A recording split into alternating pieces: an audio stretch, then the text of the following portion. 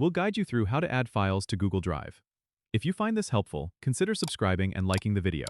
First, open your web browser and go to drive.google.com.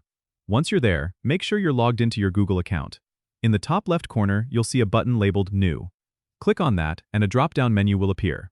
Here, you have several options. If you want to upload individual files, select File Upload.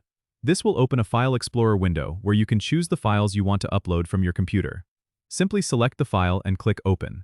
If you have a whole folder you'd like to upload, choose Folder Upload instead.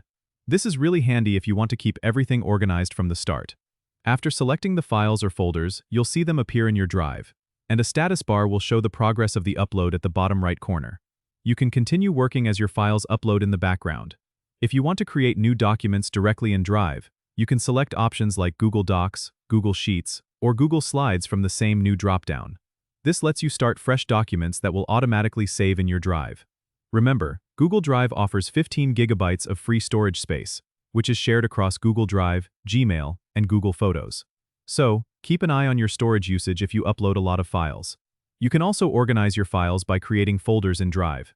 Just click New, then Folder, and give your folder a name. You can drag and drop files into these folders for better organization. Don't forget to subscribe and comment if this helped you out.